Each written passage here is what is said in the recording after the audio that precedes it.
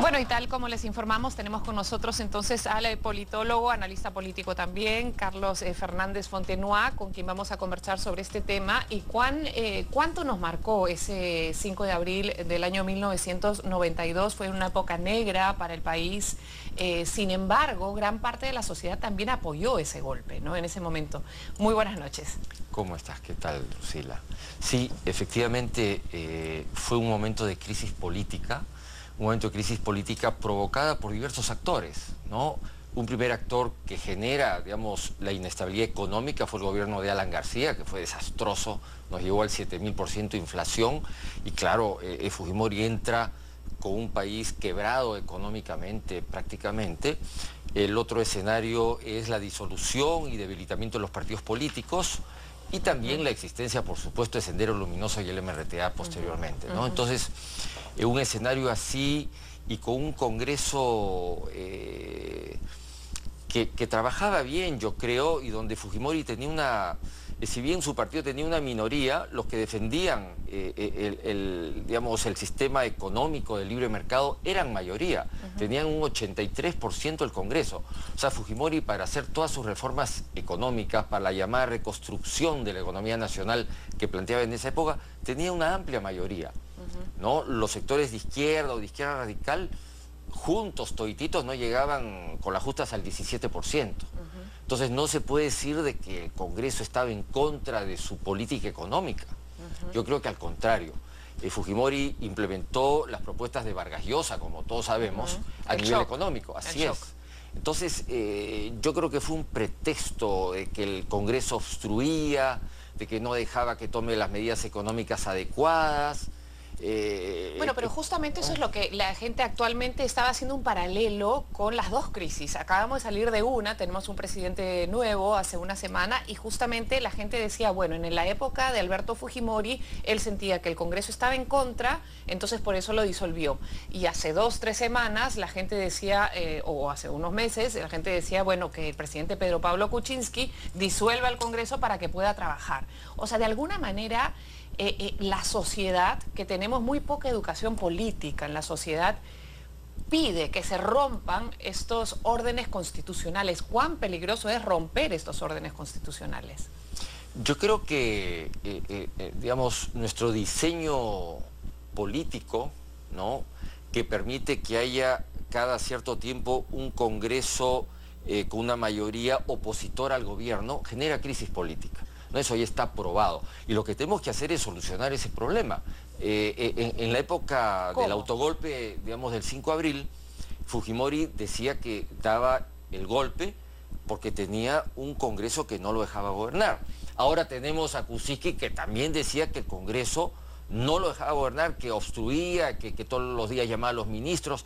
Entonces, una de las soluciones que se ha planteado es que primero sean las elecciones presidenciales y después sean las elecciones para el Congreso. Es decir...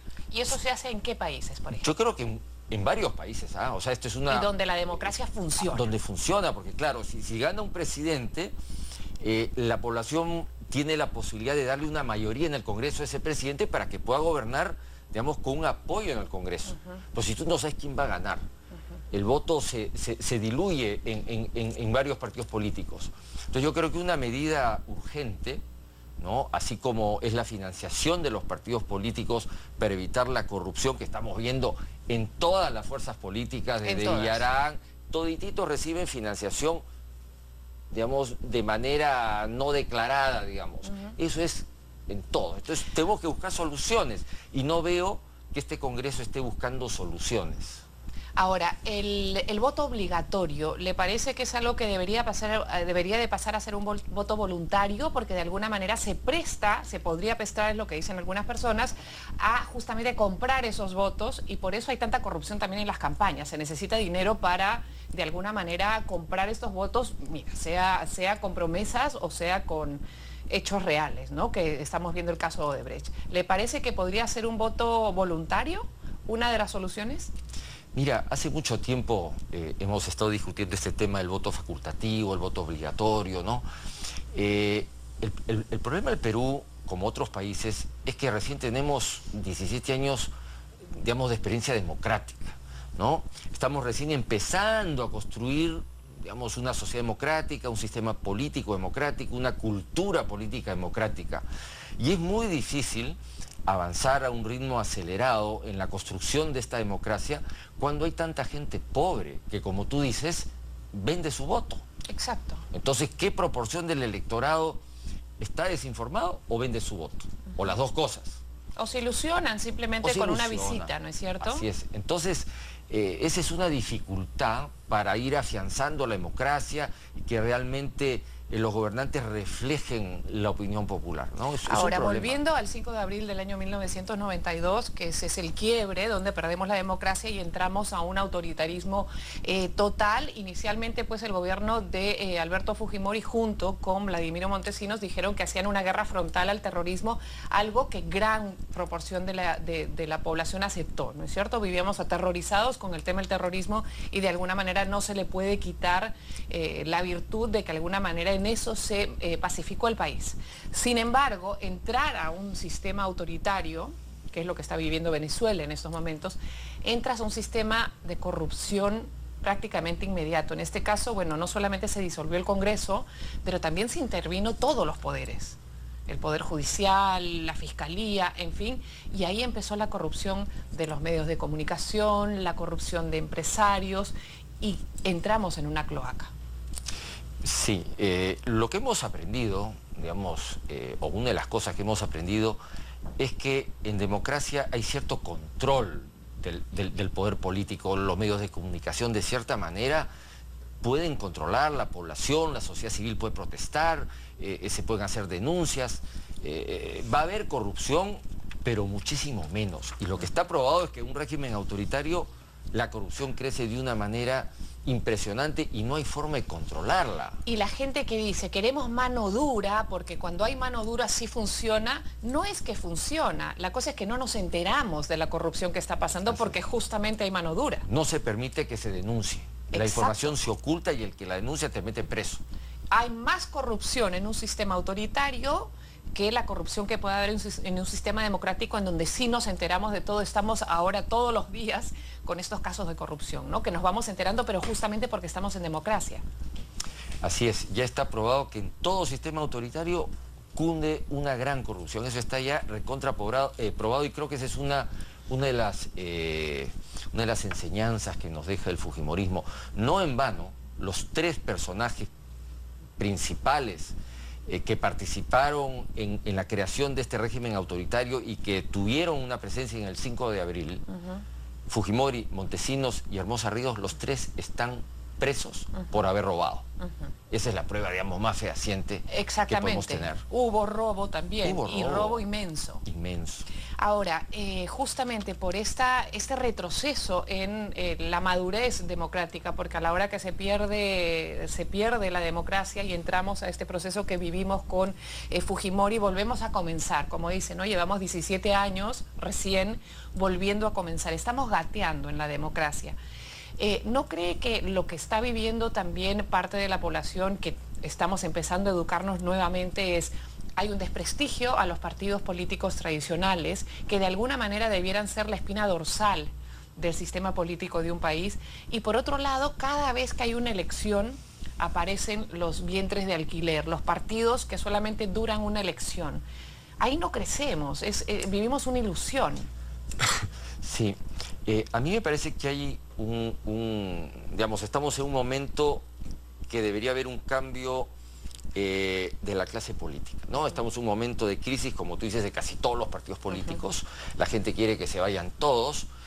Hay razones para pedirlo de sobra, pero tiene que haber un recambio. O sea, si unos salen, tienen que entrar otros. El problema es que los partidos actuales han creado una varilla del 4% para que los nuevos grupos políticos que quieren entrar a la política, la gente más joven que quiere entrar a la política, no pueda entrar. Están bloqueados. El Perú es uno de los países más difíciles de poder inscribir un partido para competir en las elecciones. Es decir, hay un bloqueo de los partidos tradicionales, de los partidos corruptos que ahora están, digamos, con un pie en la cárcel, la mayoría de sus líderes, bloquean el acceso de los otros partidos políticos y nuevos liderazgos que se están creando en la sociedad. Y parte de esta inmadurez que tenemos en el tema de la democracia y de la política es que hemos estado, nuestros jóvenes en las universidades de alguna manera han estado de espaldas a este tema. No ha habido una educación consciente de lo que necesitamos hacer nosotros, cuáles son nuestros derechos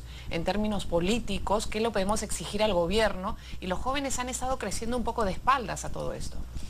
Yo vengo de la Universidad de San Marcos y en la época que yo era estudiante, ni la derecha ni la izquierda tenían un discurso democrático.